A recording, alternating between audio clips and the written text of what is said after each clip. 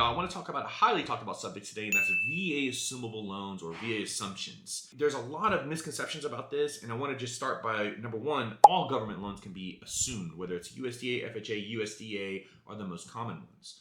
I'm going to go into a little bit of the pros and cons, and at the end, I'm going to tell you sellers, you need to be aware of some certain things before you take your home off the market for a buyer that's going to assume your loan. Pros number one, sellers, you can usually net a little bit more money. You can market your home at a higher price point, not significantly higher, but if you market this as an assumption, you have a chance of someone coming in there saying, hey, I want to lock in a 2.75 interest rate. I don't care what the price is. If it's a little bit more, I'm okay with it because I don't want to pay out the wazoo for interest. So that's pro number one. Pro number two, for the buyers, your closing costs are a lot nominal.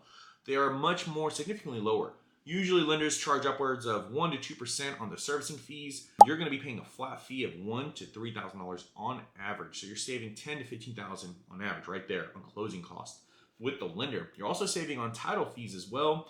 And the title is also going to charge you less to process the paperwork because there's a lot less paperwork involved when you're assuming the loan. The pro number three for buyers is, of course, you get to lock in a once-in-a-lifetime interest rate. Huge advantage for the buyers. There's a lot of cons here. I'm going to get into the cons now. So the cons are not everyone is approved for assuming your mortgage. So sellers are always like, well, they want to assume my loan and I'm sure they're pre-qualified already, right? So they're just going to easily take over that loan. Not always. And in fact, I've seen horror stories where the seller's taking it off the market and the buyer just did not qualify for that loan to begin with. So they wasted 3 to 4 weeks just to find out the buyer was not even qualified. That's a huge, huge issue right now. And sellers have to go back on the market.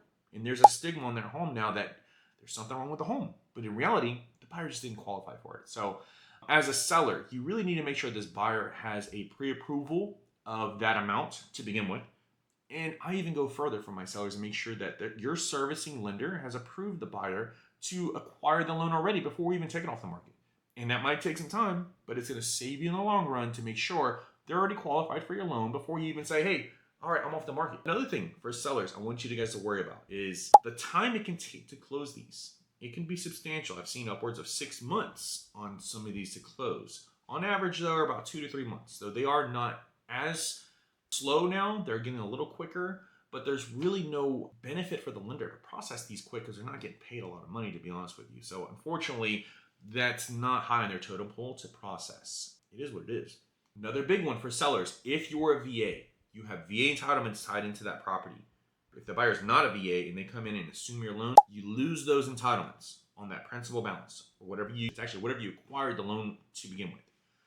So meaning you need to make sure that that buyer is one, a VA buyer, and they have entitlements, VA entitlements that they can easily transfer over or relinquish back to you. That's a huge, huge problem right now.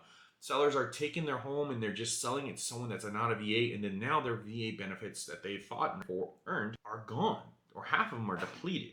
So I try to tell my sellers to make sure the buyer is a VA vet and they have some entitlements left with them that they can relinquish back to you.